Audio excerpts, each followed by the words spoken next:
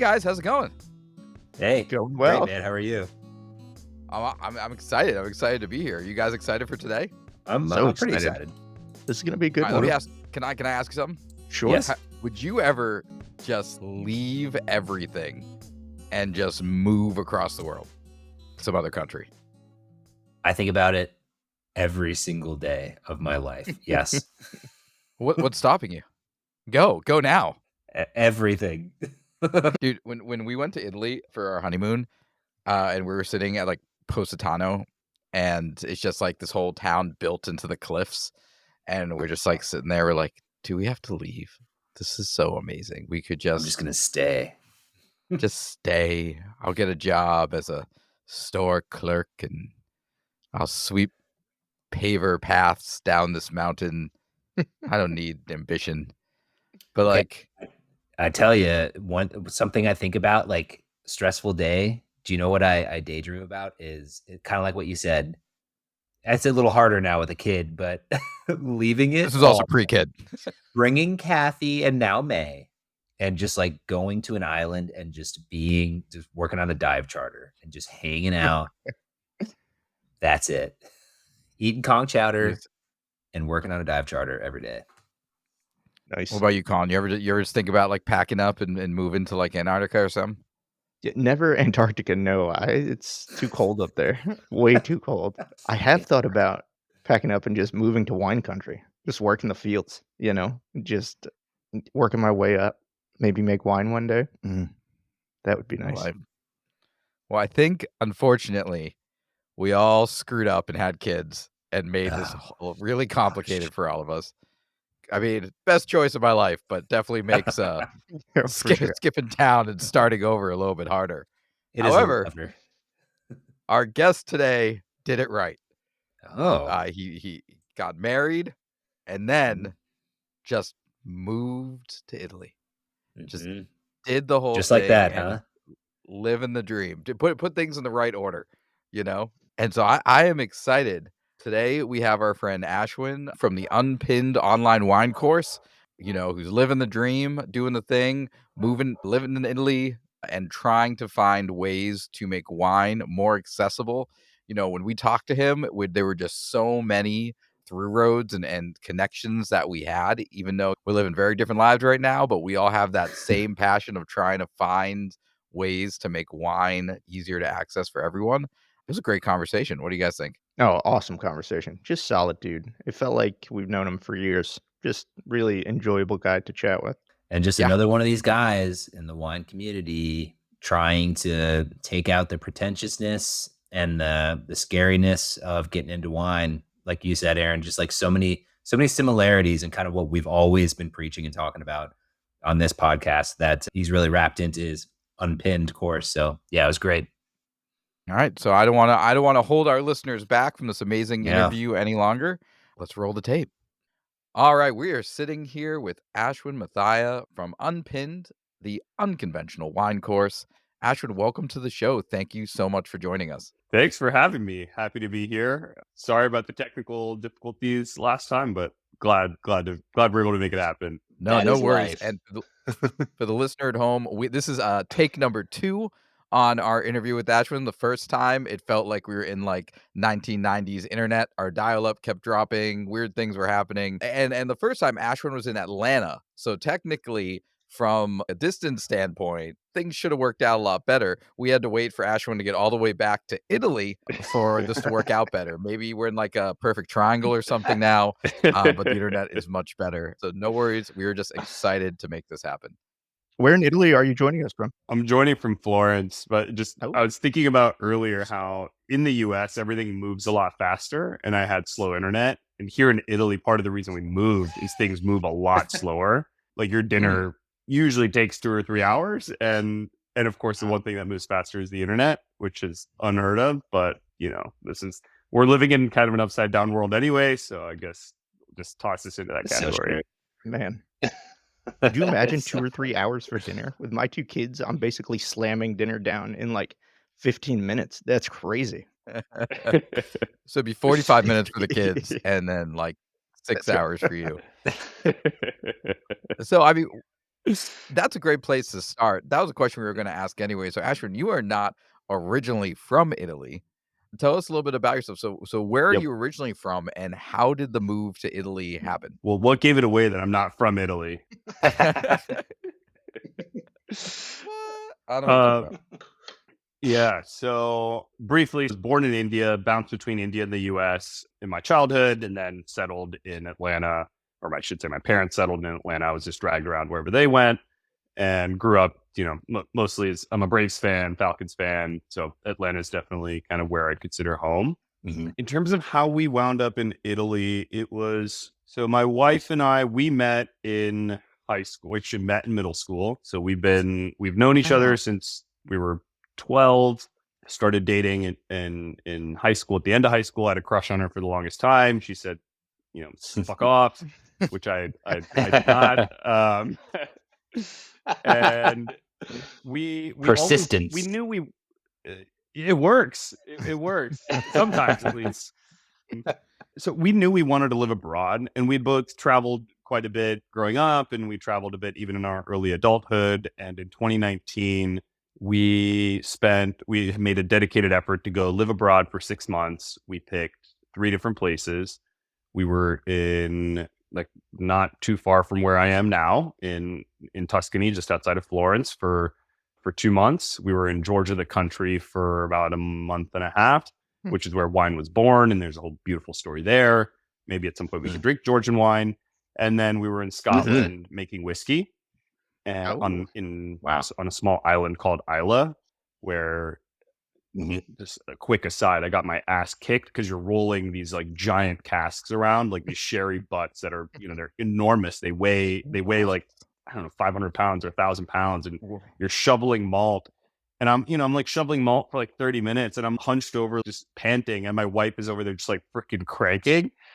But anyway, that was the start of it. And we realized about a month into our time in Italy, we said, look, we're paying on Airbnb. Our rent is about a third of our tiny apartment in DC.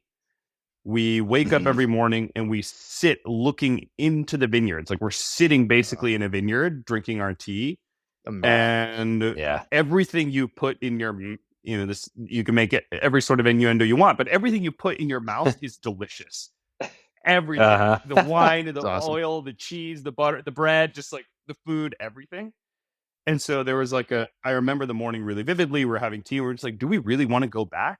And, and we loved DC, but yeah, we kind of realized, no, not really. And so then we spent the next few years continuing this pursuit of flavor. We lived in Hungary and Serbia, bounced around a bit. The pandemic grounded us for a little while, and we kept coming back to Italy. Spent 3 to 6 months a year here for 3 or 4 years, and then in 2022 made the move. So throughout that whole thing, I mean, had you found wine? Was wine a driving force in your decision to move abroad and the places that you were looking to possibly end up? Or did that kind of happen after you decided to land in the birthplace of the Renaissance and one of the greatest wine regions in the world?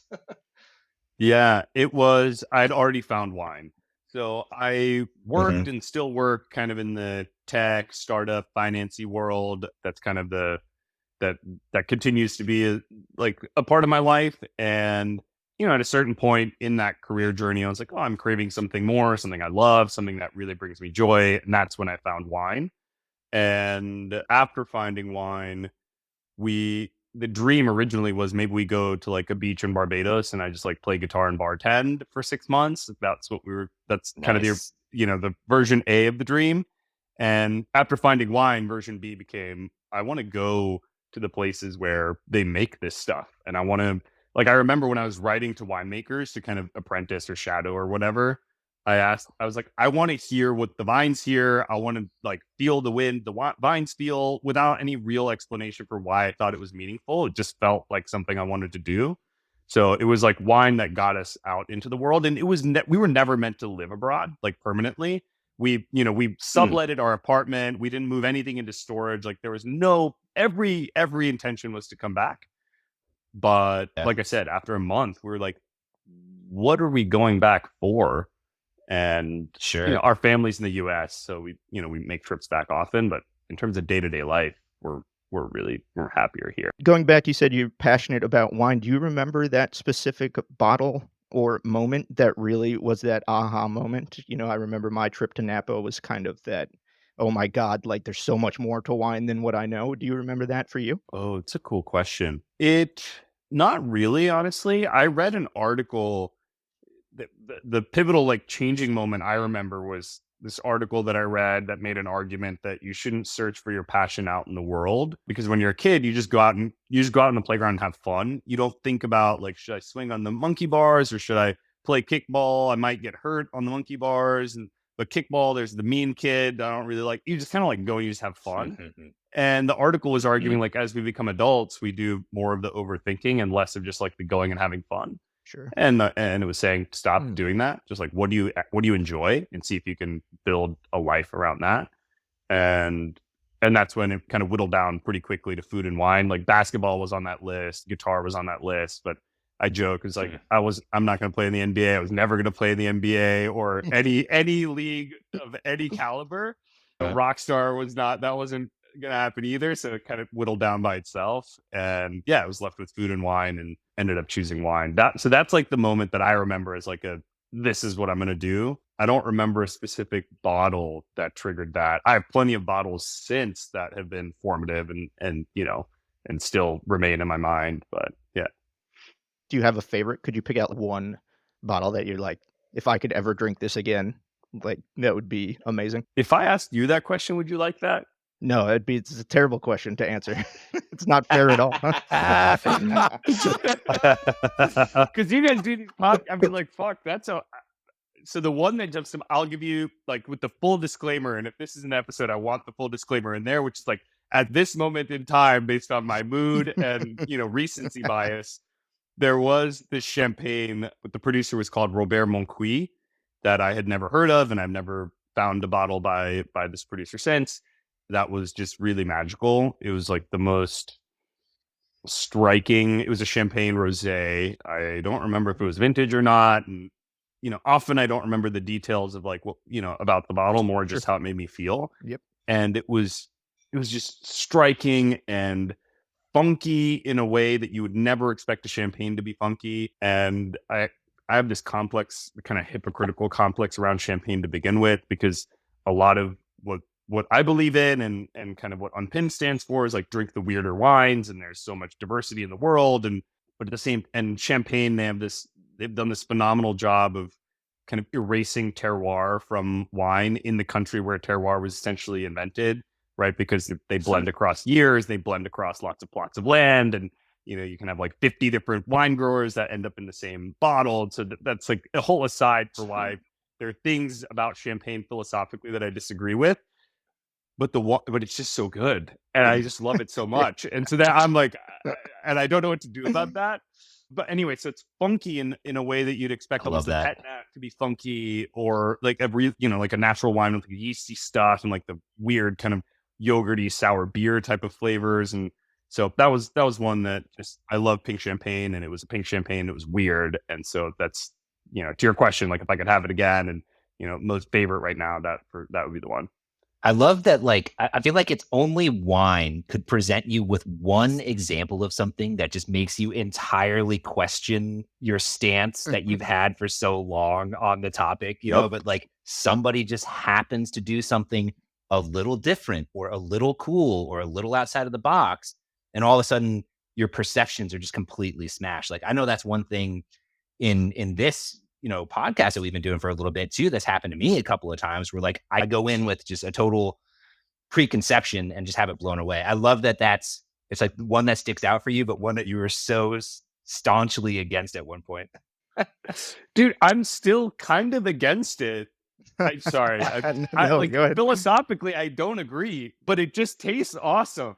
So that I'm like, I'm still like very conflicted about this. If you can't tell, like I'm genuinely conflicted.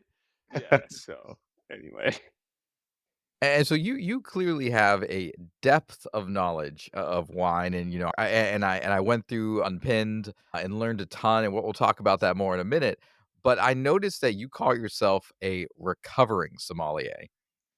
Why a recovering sommelier?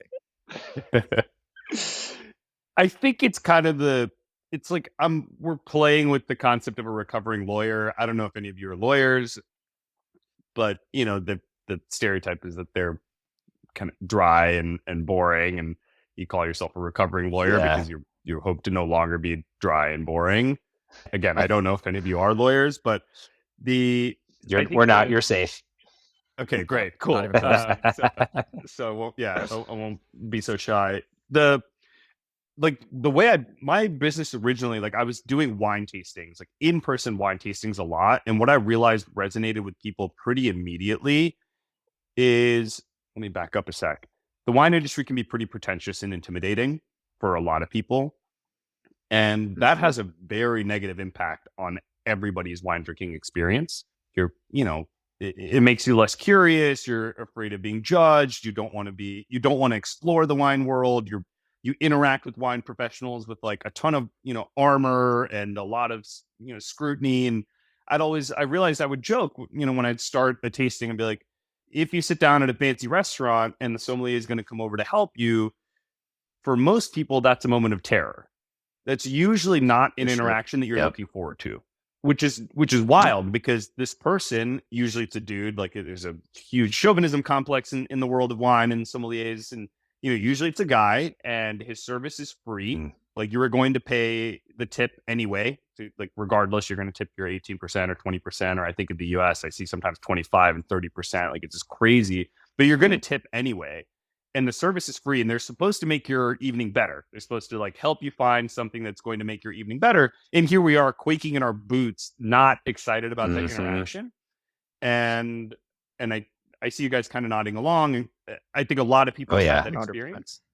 100%. And so that's why I call myself a recovering sommelier, is that I know a fair amount about wine. I've spent the last 10 years of my life learning about wine, mostly from the people that make it as opposed to the people that sell it. That's one of the big distinctions I always used to draw, is that winemakers have a very different approach to wine than people who sell it, like just almost polar opposite difference. And so that's why I say recovering, is that I'm knowledgeable about wine, but I'm not an ass. Like that's kind of what we're trying to get at, or at least I don't think I am. No, we love that, because that's been a huge part of kind of why we did this show. And, Colin, when Colin approached Joel and I was like, you guys want to do a wine podcast? And, I was like, Colin, I don't know anything about wine. And Colin was like, perfect. Because that was, and it's scary. I didn't know how to talk about wine, how to ask for wine, how to order wine. I would just order like the second to least expensive wine on the menu, so I'm not getting the cheap stuff. But like, I didn't know what I was ordering, and it's scary, like, right? Because you don't want to ask the person whose job it is to tell you, because somewhere in our raising, we felt like, this was something that we either should know or we have no business knowing. And so it's this complicated aspect of like adulting that we're hoping people take from this confidence in just like being able to exist in the wine world. Totally. It's wild that, we're just, I think you said it spot on. We're just expected to know a lot of stuff. Yeah. And you reach a certain age, and that it's not even that old, where all of a sudden it's too late not to know it, or it's perceived to be too late not to know it. And everybody walks around bullshitting. Everyone is afraid of being seen through, but we're all doing it, and it's just like stuff. It just sucks for everyone. Like nobody's happy. Nobody likes this norm, but it just is. And there's nowhere to go to learn it.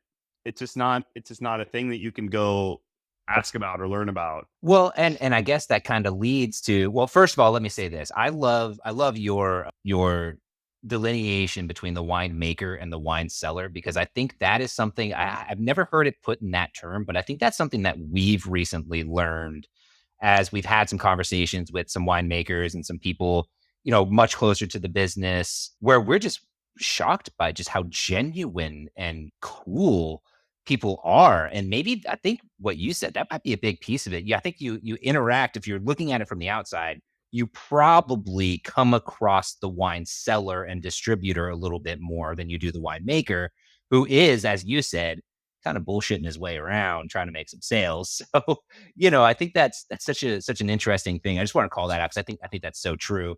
And then to your second point, you said there's nowhere to go to start learning. So that kind of leads to my next question, which is, was that the birth of unPINNED? And if not, like what led you to that? What kind of gave you the idea to say, hey, there's a need out there. We gotta fill it.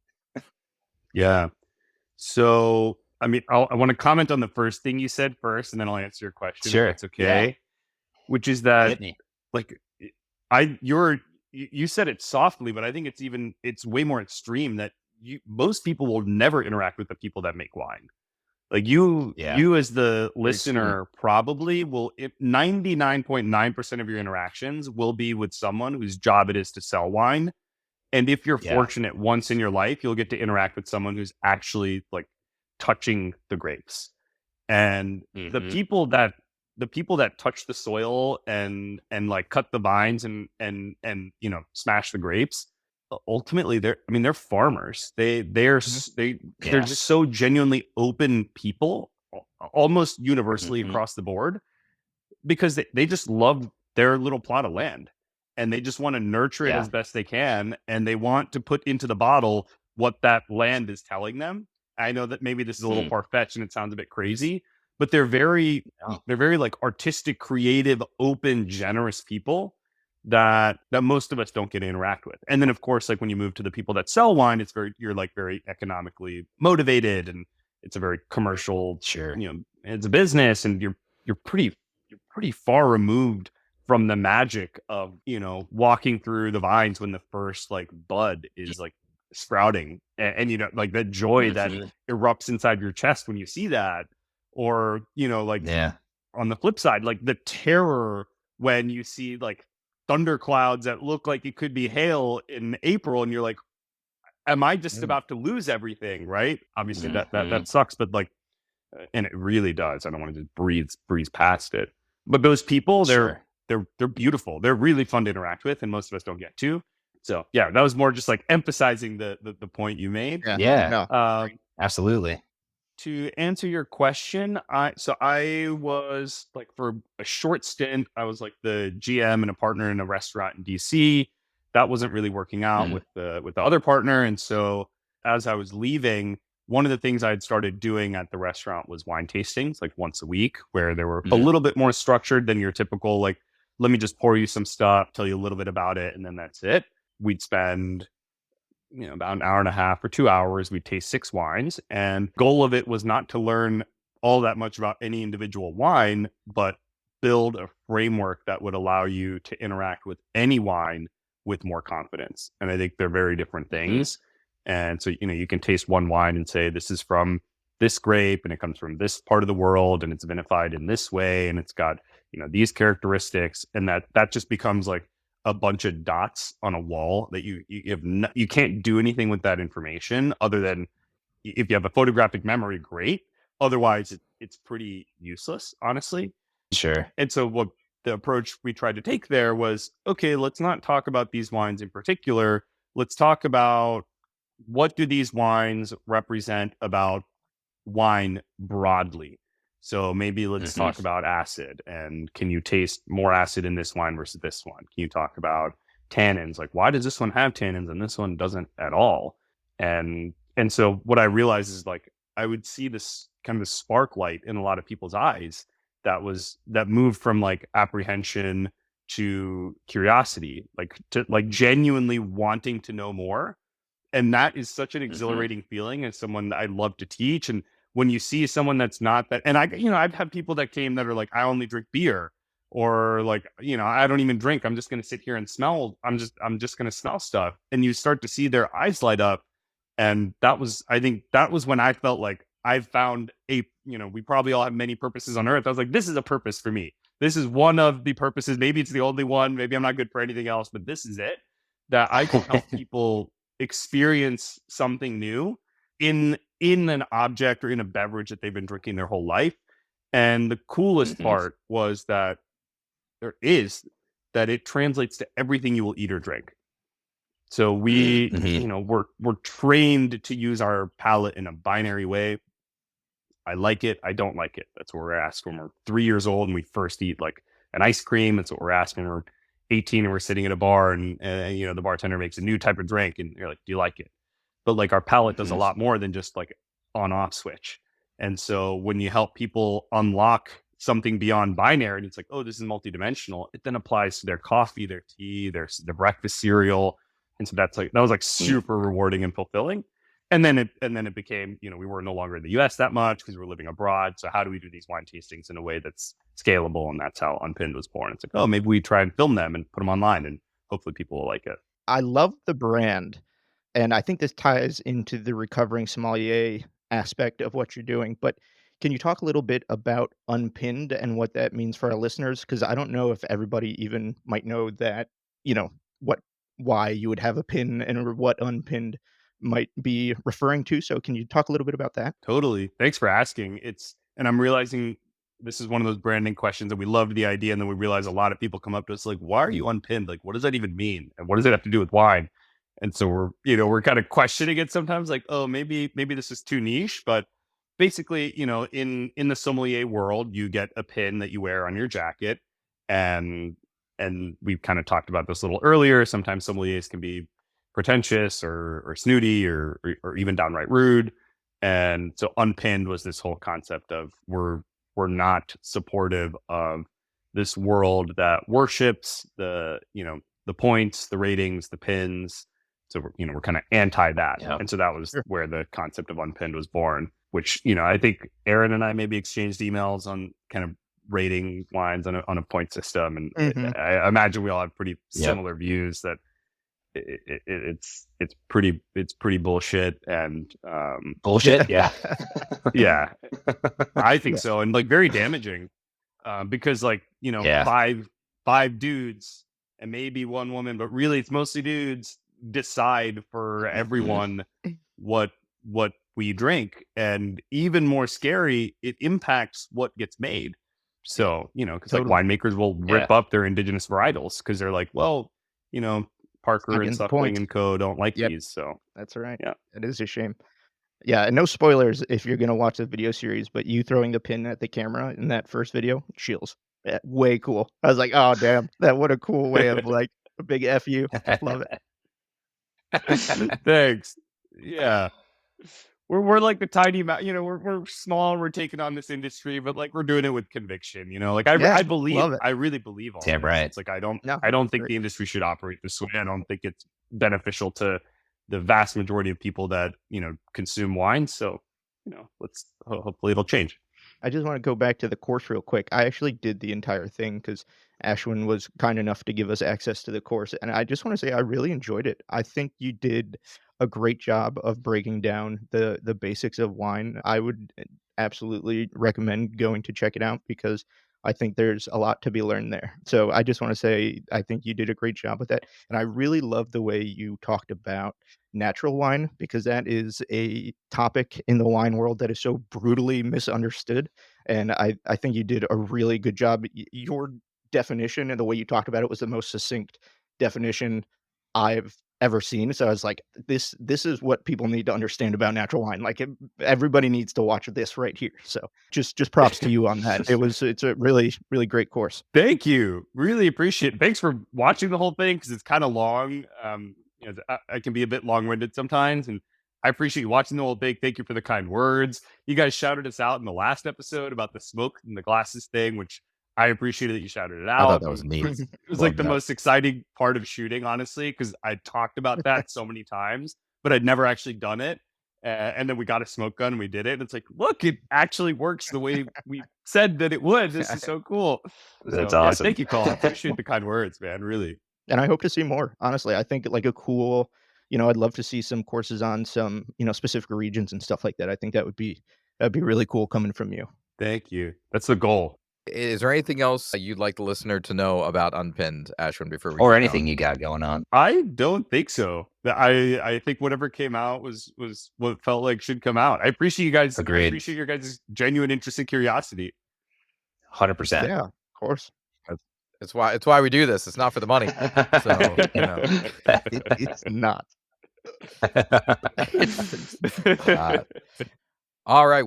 So I am excited to try the wines that we have today because one of the things that I've shared with Joel and Colin on the show often is like before starting this show, if I walked into a wine store, I would be looking for Pinot Noir, Merlot, Chardonnay, and if it said anything else, I would just panic and walk down a different aisle. And so I think a good basic part of wine knowledge is just being able to identify that all those other bottles in there also have really good wine. And so I was very excited when you and I were chatting and came up with trying some Nebbiolos today, which I know nothing about. So Colin and Ashwin, could you guys tell us a little bit about Nebbiolo? Well, I'm going to defer to Ashwin on this.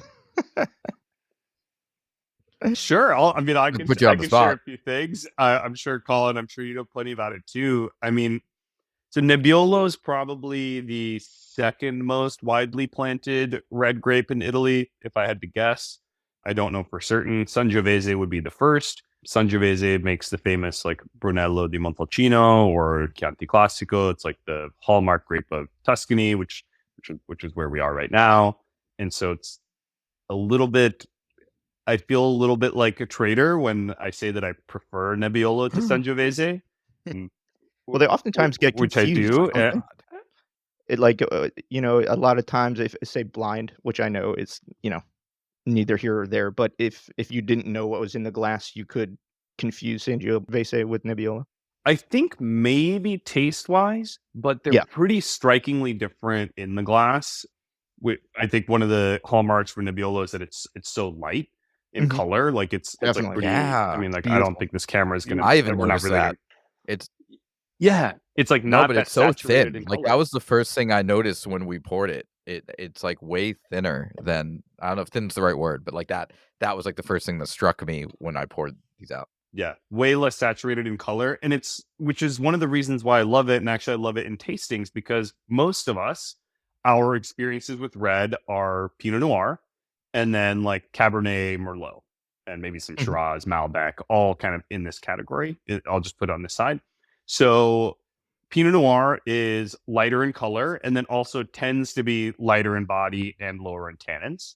Tannins being like the compound from the skin of the grape that makes your mouth go dry and, especially in the front of your palate. So you have Pinot Noir that you're used to that's light in color and body and tannins. And then you have these other varietals that we're used to as well, like Cabernet Merlot and a few others you can toss in there that happens to be really dark, like very, very saturated in color. And then also tends to be higher tannins and fuller bodied, so more alcohol. And we make this kind of like natural cognitive leap that, if there's not a lot of color, that means probably it's going to be lighter and it's not going to have that much tannins because like most of the reds we've interacted with that are light are Pinot Noir and they happen to be in this column. And then, the others, if it's darker, it's going to be fuller bodied and more tannic. And Nebbiolo, I don't know if I'm jumping the gun a little bit, but it's beautiful because it like just shatters those stereotypes that are built around the fact that we only really taste a few reds. For Yeah. sure. Go ahead. Absolutely. No, I was just agreeing. I think if you were to line this up next to a Pinot Noir and somebody's like, oh, these have to be the same. And then you take a sip of the Pinot and then have this come slap you in the face with the big bold structure, you'd be like, oh my God, what just happened? Yeah. One of the things I say a lot when I'm tasting is like always trust your palate, right? Like there are things that we see and that we jump to. And so this is one of those that supports that argument. It's like 100%. sure, you can look at it and there's some things you can observe about a wine by its color, but ultimately like just let your palate decide, let it tell you, because that your palate won't lie when it comes to a wine. Your eyes can, like they'll definitely deceive you. So yeah. For sure. We veered off course. I didn't say a whole lot about Nebbiolo, but No, that's all right. I'll pitch it to you or Joel or Aaron. I love it. No, I felt like I got a lot out of Nebbiolo right there. Like fantastic. Yeah. So I'll just tell the listener we're doing something kind of new and exciting today that we have not done before. We've tried multiple wines on the show before, but when we've tried multiple wines, it's been because it's been multiple wines from the same producer, but they've been different types of wine. Today is the first time we're actually going to do two wines from two different producers that are the same type of wine, and we're going to do a bit of a compare and contrast. So we're excited about this. And we're hoping it goes well. Joel, did you have something you wanted to toss in No, there? I was just trying to figure out a fun segue to get us into drinking the wine while we're talking and learning about Fantastic. it. So I think you're going exactly in the direction I was hoping.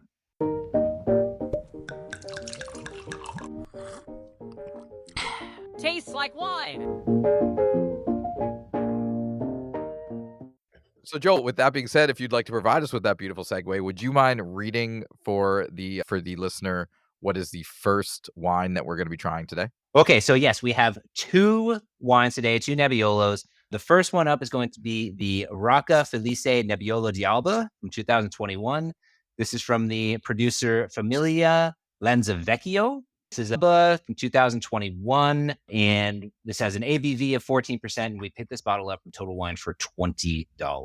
How do you do, Ashwin? Am I grading them on like ABC? Let's do scale the or- wine scale from Yeah, no. 80 to 100. Please, yeah.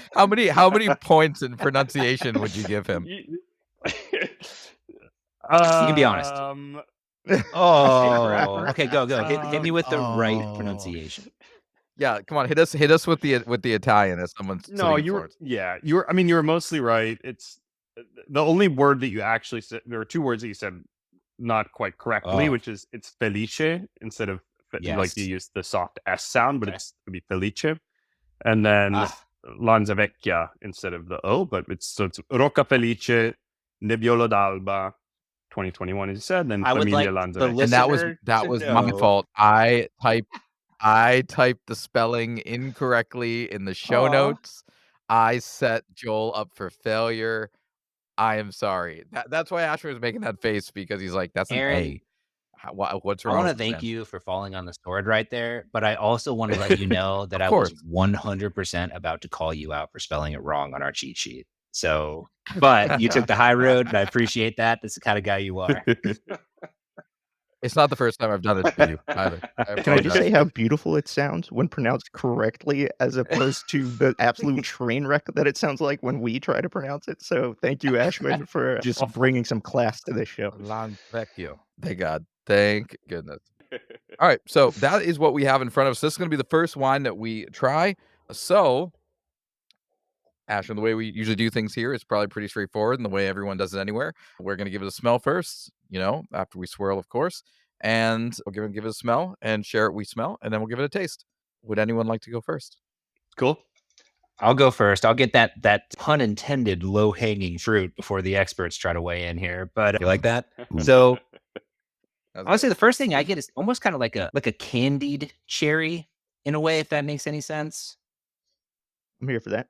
And like with a little bit, there's Totally. obviously a little bit of something earthy kicking it in the back, but to me, it's like that very, very fresh, young cherry on the nose there. Lovely. Colin? Am I picking up a little vanilla on here too? Is that right? Kind of got the vanilla-esque scent. I don't pick up too much other oak, but that's kind of the one thing I'm getting. Maybe a little bit of some other baking spices, but just cherry is really the one thing that stands out to me. That's really the one note you get. There's not really a lot in here, in my opinion. And I would say almost like medicinal cherry.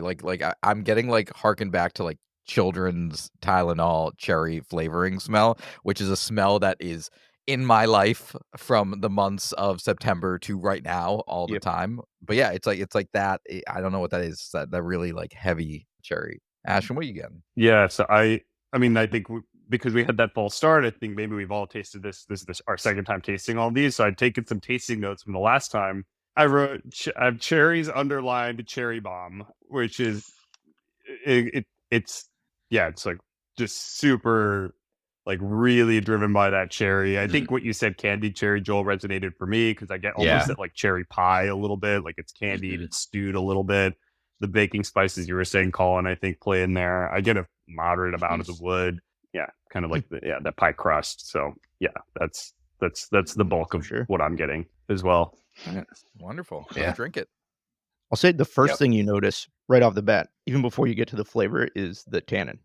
It really just kind of hits you real hard right around the gums. I mean, that is, boy, oh boy, can you really, which is, Yeah. You got that pull the face back. Kind exactly. Of But then I think everything else, this is pretty straightforward wine, honestly. There's not too much, to think about. I think what we talked about on the nose kind of maps to the palate. I'm not getting anything else really.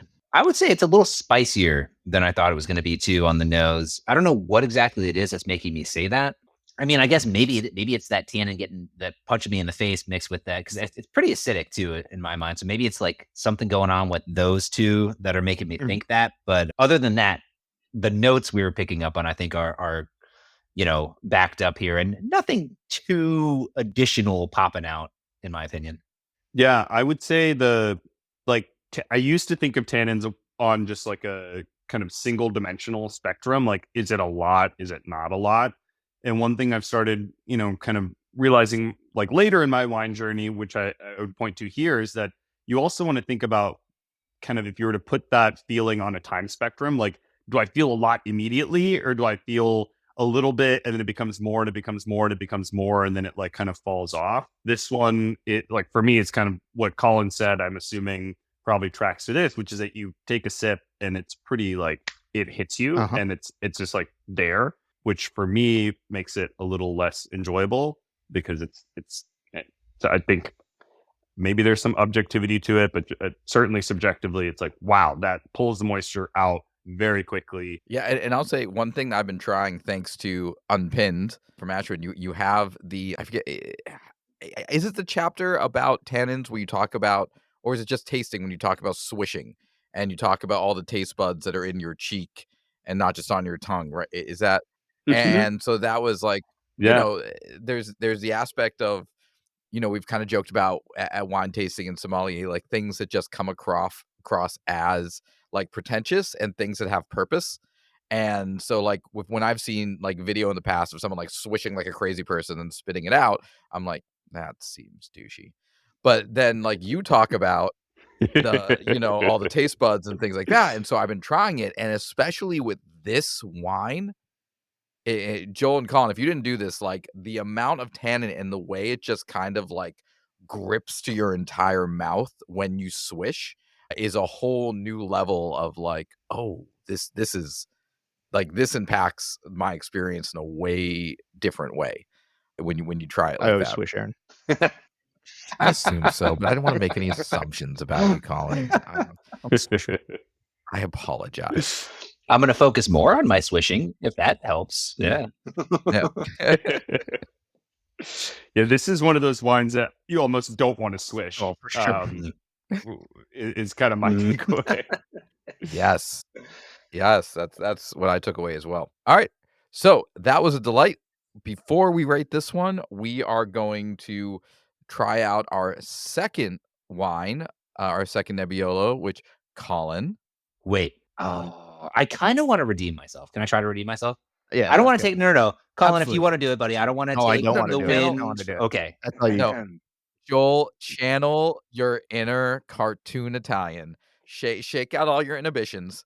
Just go ahead and just lean into the Italian. You're trying. I'm going to do this there. I'm going to do this as true as I possibly can. Let's go, Mario. Here we go. Ready? Okay. Our second bottle, listener at home or wherever you are, this is going to be La Sacrestia Longue Nebbiolo. It's a 2018. I'm looking at all of your faces to double check. So yes, this is from the producer La Sacrestia. This is the 2018 Nebbiolo. This has an ABV of 14%. And we picked this one up from Total Wine for about $20 as well. So both of these bottles ran us about the same, $20. How'd I do? How'd he do, Ashwin? Did he improve at all? I really wanted to say yes. Oh. Got him. I think Hold you might on. need another glass. I need a minute after that one. Yeah. Okay, go ahead, It please. felt like it was, wasn't that? No, That's a deal. I think so. You seem like I think this Am I holding myself is back? off topic, but generally, Yeah. like Italians are very animated, and so the more animated you are, both with whether it's your hand gestures or just like your intonations, just everything should be kind of like 2 or 3x what we do in the US, and it'll sound a lot better. So it felt still like pretty restrained. That's all. And then I told you about my dad's joke. I know. People would ask him, "Do you speak Italian?" And he could say, "Only if I could see your hands." Love. Brilliant. All right. So go ahead and let us know what it actually is, Ashwin, please. this is La Sacrestia Longue Nebbiolo. Okay. Man, so Much it's better. just like So it's a beautiful word Much when like a better. Ashwin says violin it. in the ears, as opposed to the When you say it, Joel, it sounds like a out of medical tune issue. tuba. Wow. Well, it's been fun. Thanks for having me. Better be hitting the old dusty trail. Not me, it's the okay. language, man. I'll It's a get beautiful better. language. I'll get better. It is. It really is. Yes. And I'm not doing it justice. All right, so let's jump into this Nebbiolo number 2. I do want to point out, as we're smelling this, that the first Nebbiolo has a 91-point sticker from James Suckling. This one has no stickers. So based on that, the first one should have been better. If we're going by No, sticker alone, If we're going, there's no sticker on this. I'm gonna let Ashwin go first for Cool. both these segments since we made him go last one. Ashwin, what are you smelling? I think the first thing that jumps out to me is that it's more restrained in the bouquet. So this is less like what am I smelling, but just like how much smell is there. Mhm. Feels like just a little bit less in general. Mm-hmm. And I mean, I'm smelling like more than the fruits. I'm smelling like savory stuff, like Mhm. roast. Yes. And I don't know if I'm coming way out of left field here, but like I'm smelling roast meats or like smoked meats or yeah. I mean, in my notes here, I'm like lamb, like roast or smoked lamb on Wow. the spit or something. Mhm. Mhm. So that's like or at least maybe that's the most interesting parts. That's what I'm grabbing onto, but I'm smelling a lot of that stuff. Yeah. I smell other things too, but I would love to kick it around. No, and I do have to say, like, there's something about going back, and I don't know if anyone else is doing this. Like, I'm kind of like going back and forth. I know, like, going back and forth on the sipping will probably be problematic, but at least in like the smelling aspect, like, it's so interesting how different the aroma is of these two wines, with it being the same grape. For You sure. know, it's an interesting experience because this does have, like, I don't know. Again, I'm thinking words like deeper. It's like it's less of like a specific. I said like medicinal cherry on the first one, and I think that was kind of same thing Joel was getting at with like the sweet cherry kind of flavor. This doesn't have that. This is like a deeper kind of broader smell that's harder to like put your finger on a specific fruit. Yeah. I don't know. Wait, what do you You know, Joel? it's because we kept saying when we were trying the first one, it was punching in the face, which I don't think is necessarily always a bad thing if if that's what you're trying to do. But like that was definitely a trait of the Nebbiolo d'Alba that we just tried. This one, you're so right. Nothing's really punching you in the face. You got to kind of, in my opinion, get in there, not because there's not much going on, but because it's kind of tough to differentiate things. And you called out really interesting things, Ashwin, when you're talking about like the meat on a Yeah. yes, exactly. Thank you. And my brain hadn't quite gone there, but the things that it was triggering in my brain was like a little pepperiness and a little bit almost smoke. Like I don't want to say smoke because it's not like anything that is smoked, but just like there's like a smoke essence in there. If that makes any sense, it probably doesn't. But I think that when you said the meat, it was like, oh my gosh, yeah, absolutely, totally aligns with that. Colin? Smoke lands for me. Really? Nice. Awesome. Love it. I still get a little bit of that cherry, but it's not like that fake cherry, medicinal cherry. It's more like it's still ripe though, I would say, because it's not tart or anything like that. It tastes like a nice ripe cherry. I'm also getting some, I want to call it like dry leaves almost. That's so interesting. Earthy kind of vibe to it. And then I'm also getting some of those. I think there's some oak influence on this one too. Getting some of those vanilla, some of those baking spices as well. And I will say too, like they were both 14% alcohol, and I think the first one had a little bit more of like that alcohol burny kind of smell to it, like not over top, like not super unpleasant, anything like that, but you could definitely pull it off a little bit more. Where this one does not have that as much, at least to me. 100% agree with that. It's like I think the word gets thrown around is like hot. Like the first wine feels hotter, which it kind of does. Like makes your it's like the inside of your nostrils feel warmer when you smell the first one as compared to the second one. Yeah, for me, that's what happens. Yeah, 100%. All right, let's give it a sip. Ashwin, want to kick us off again? So I think we talked a lot about the tannins on wine number 1. So I'll talk about them on wine number 2, which is they are so much more enjoyable for me. They are so much more. They're like they build gently, and it's like as the wine has left my palate, it's still building, as opposed to wine number one, which is just kind of like, it hits you right away. And it in that way, it's almost one note, or it feels less dynamic. This is just like it builds and builds, then it gently falls away. So that's really beautiful. Yeah, I'll pause there and curious what's kind of striking you guys. Yeah, I totally agree.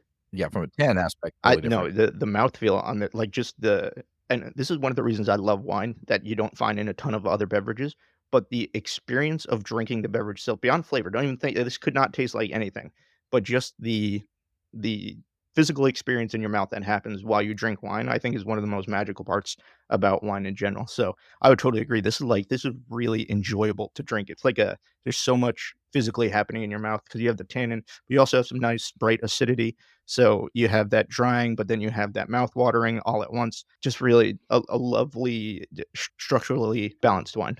100% agree. Yeah, that's the key right there. Balanced. Like there were things going on in the first one, but it was very up and down, and we keep talking about, getting hit with the tannins and all that stuff.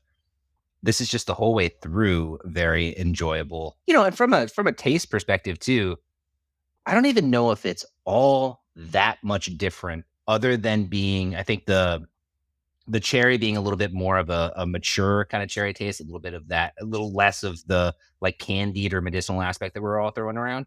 Other than that, it's really kind of like you were saying, Colin, it's more about just the experience that sets, in my opinion at least, not to get too into the review, that sets this one apart from the first one. It's interesting. If I can observe something, Joel, about what you're saying, which is really cool, it's all of the things that we are talking about that we like and that you just emphasized are actually mostly sense of touch, not sense of taste things. There's sense of touch elements that are happening in our mouth. They're not taste elements, which I think, Colin, you were kind of alluding to that too. Even if it tasted like nothing, it's really enjoyable to drink. But the building of the tannins and how your mouth is going dry, how there's mouth watering and how it feels balanced, those have nothing to do with our sense of taste, which is, I think, kind of novel for a lot of people when you talk about something that you're drinking, when you assume you're just talking about Absolutely. And this one tastes great. I think it hits on a lot of the notes that we had on the nose. I think a lot of that is all in there. I don't know if there'd be anything to add or even take away, but this one, again, no spoilers, but way better than the first one. Yeah. No spoilers. However, wow. Yeah, I mean, were there any specific? I mean, everyone talked, like, to Ashwin's point, like everyone just kind of talked about like tannin and body, and like, did anyone catch any like specific flavors or anything? For the listener who might be like looking for something particular, or is this like a really just about like the overall experience of this wine? Like, 'cause I just think from someone who enjoys red wine, who is married to someone who is not so much of a red wine drinker, not only do I enjoy the second one a little bit more, I would put the second one in front of my wife a lot faster because it has that way more balanced experience to it. Whereas the first one, she'd probably be like, I don't like how this feels. Like, it has such a grippy, like over the top aspect to it. I was just going to say, there are a couple other like taste elements that jumped out to me here. Like, I'm getting a fair amount of minerality too. So like gravel, and I think, Colin, you were saying dry leaves. I was almost picturing like, most or a lot of wineries, eventually you'll turn onto a gravel road and there's like gravel and dry leaves and kind of like all that kind of foliage and gravel mixed together. Like that smell for me was there on the nose and is a little bit more pronounced on the palate as well. So yeah, that's definitely one I want to toss in the mix because it's also something I happen to love in wines when they have kind of those minerally rocky type of flavors. So yeah. Yep. Yeah, but I think other than that, what we talked about with the, everything else we talked about on the nose with the cherry and the baking spices and that smokiness, I think that's all in there. So excellent. Yeah, but did they like it? It's time for the review. So we've tried two Nebbiolos right next to each other. We've already kind of given away thoughts ahead of time. Now, as a reminder for listener at home and instruction for Ashwin, we do rating very different on this because, like we've kind of talked about in this episode and in previous episodes, numbers are very for wine, not to offend the engineers out there like Joel.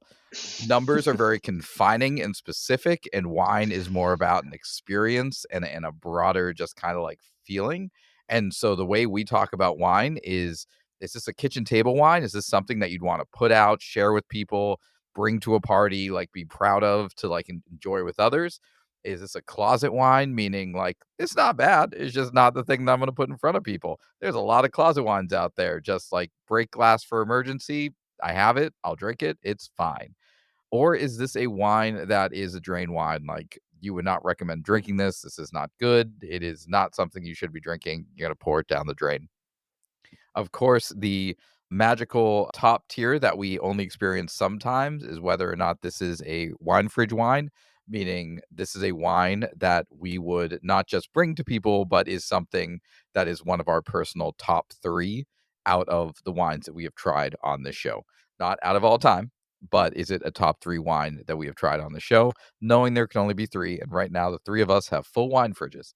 And so to put something in our wine fridge, we have to take something out. And that is sad and dramatic. It's a big deal. But yes, it's a big deal.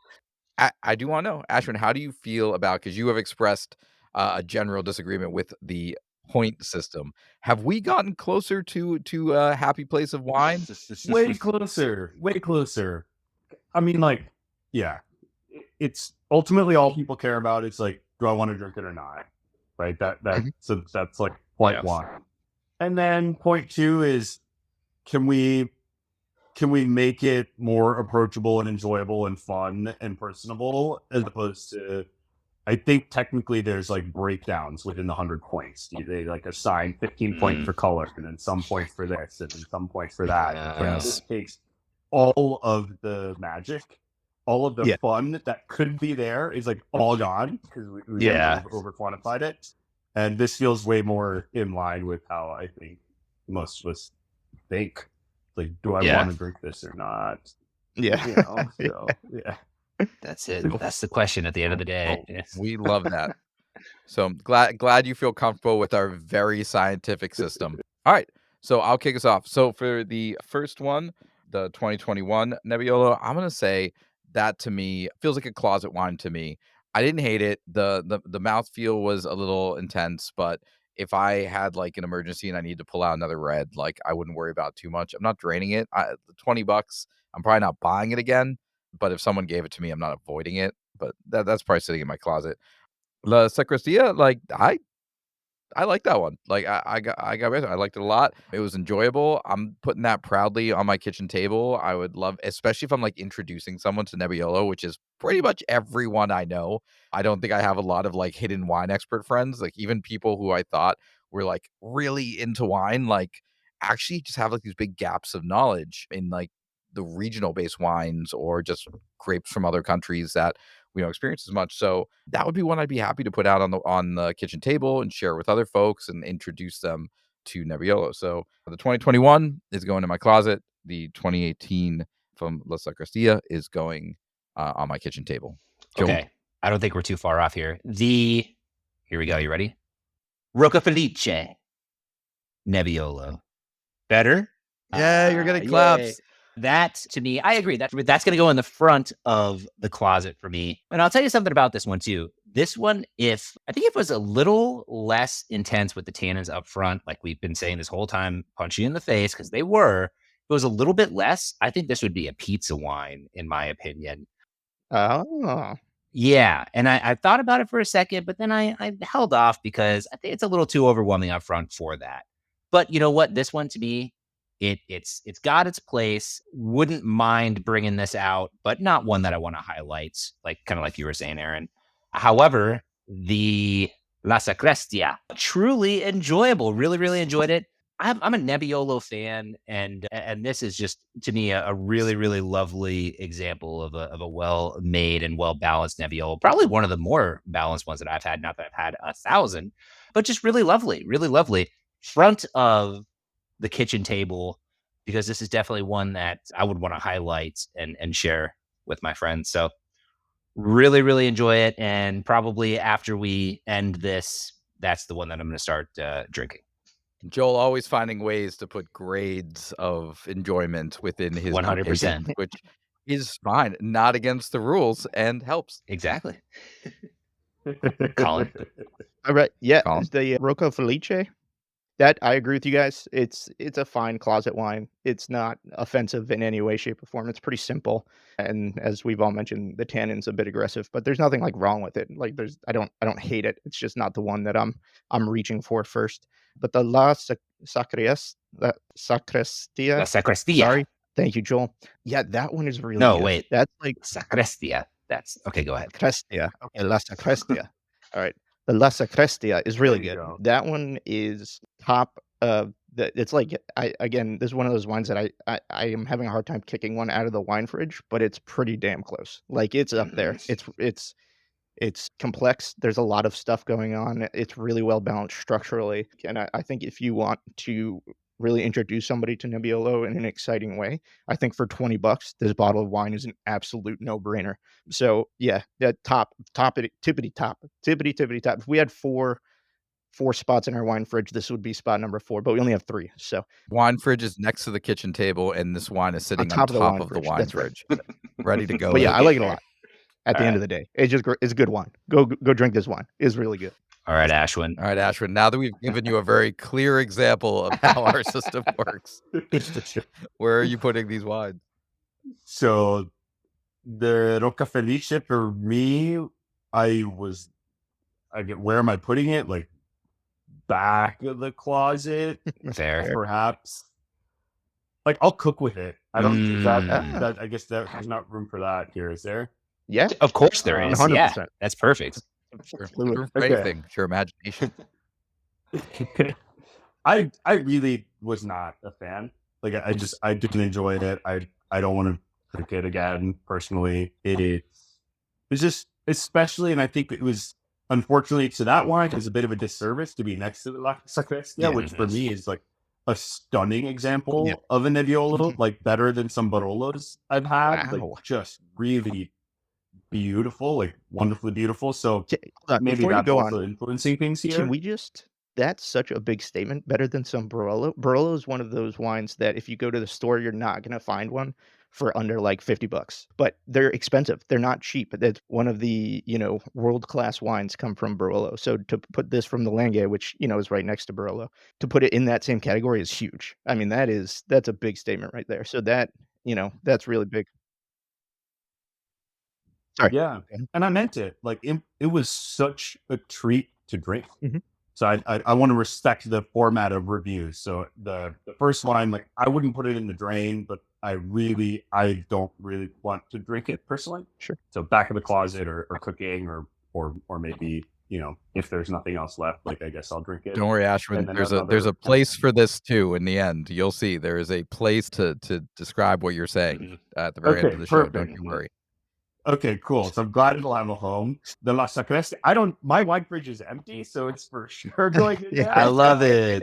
Yeah. But even if my wine fridge wasn't empty, like I would, depending on what's in there, I would take some stuff out and put it in here because this was special. Like this is really beautiful. And it's a great example of how, Barolo is the famous, like the world's famous kind of region that features wines made almost entirely from Nebbiolo.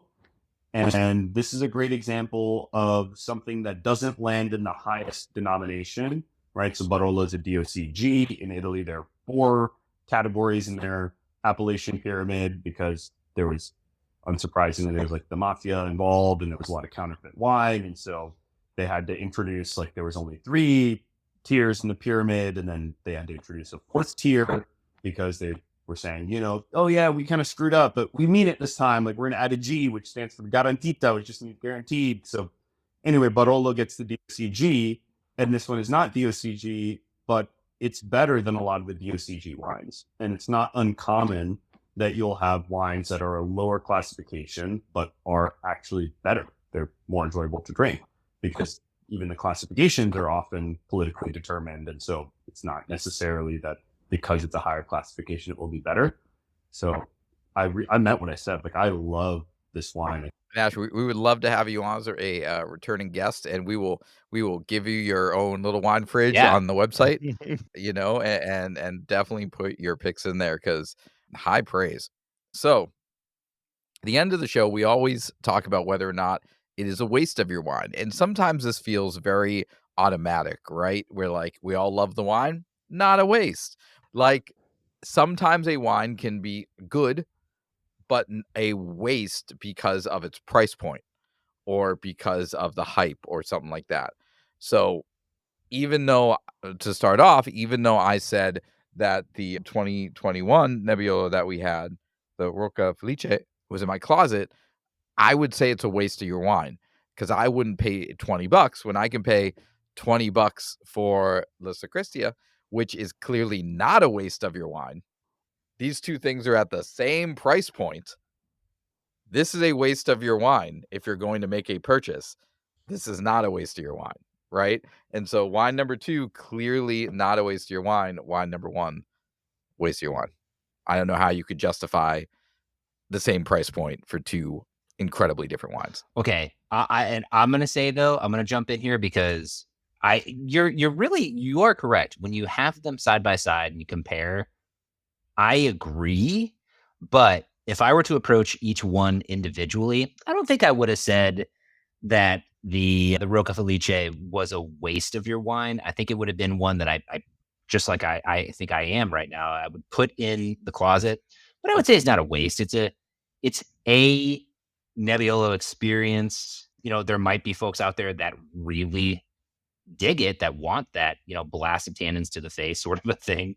And it's one I don't People that haven't felt feeling in their mouth in a while and just need something. exactly. But it's one too where it's like, it's to me it's not a poorly low quality made wine. It's just one that the balance that they found, or it's just one that now I'm playing with myself. That's right why now. that's why it's not a drain wine. Yeah. That's why it's not a drain wine. That's why it's a closet wine. It's not bad.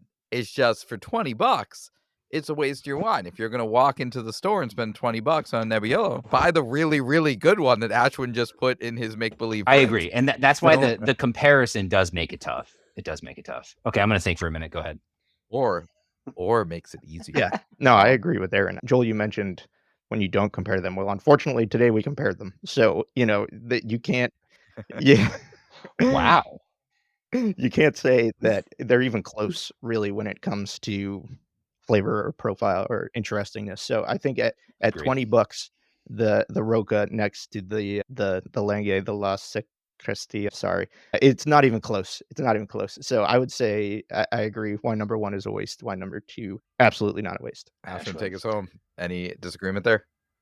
No, I resoundingly agree, and I don't think that'll be any surprise. Yeah. Right. The Rocca Felice is a waste. Not worth the calories. Not worth. I'm only going to drink. If we live to 100 and we drink a bottle of wine every day, how many bottles of wine are we going to drink? It's just not worth. It's replacing another wine that I could be drinking, and that makes me upset. So no, the Rocca Felice for me is a waste of my wine. It's a good way to put it. It's delicious, and I happily drink it any day. Yep. Awesome. All right, Ashwin, thank you so much for coming on the show. We loved having you. Listeners, check out Unpinned. Ashwin, is that the best place to get a hold of you if people want to reach out on your Instagram? Is it at Unpinned? Unpinned Wine is the best place to reach us. And thanks you so much for having me, especially through the technical difficulties. This is awesome. I had a ton of fun. Love your show, and can't wait to keep listening and keep tuning. Congratulations on everything you've achieved so far. Thank you so much. Thank you. And to you too. Awesome. Thank Yeah. you so much. To you. Yeah. Back at you. Go look. Check out the wine course. It's absolutely worth it. You'll definitely learn something. So only high praise from me on the wine course. So thank you, Ashwin. Yes, thank you very much. So that was amazing. That was really good. Awesome. We had him here for a total of 2 hours, and it felt like time just flew by. Literally flew by. The fact he wanted to hang out with us for that long is incredible. But so good on him for that. He's a saint. He's a saint sitting here with us for that long. But no, it was awesome. I can't wait to have him back again. I feel like he's someone who can come back on the show and he'll always have just a like infinite amount of knowledge to share with us about wine. Yeah, It was so much fun. It was it great. was. So It if was. you enjoyed the interview and you've been enjoying our show, please don't hesitate to reach out. Colin, where can our listener find us on the interwebs? Yeah, sure. We are all over the interwebs. You can find us at stopwastingyourwine.com. That would be our website. You can find Aaron over on Instagram at Stop Wasting Your Wine. We are now on YouTube, which is a lot of Woo! fun. So if you want to come see our smiling faces, check us out at YouTube. Not surprisingly, Stop Wasting Your Wine on YouTube. And those are really the big ones that I'd The big recommend. three, as they The say. big three. That's them right there. Yeah, let us know what you think, and we'd love to hear your feedback. Tell us what you like, tell us what you don't like, tell us things we can improve on, and yeah, interact. We'd love to hear from you. All right, y'all. We'll see you next time. And remember, stop wasting your wine. Bye.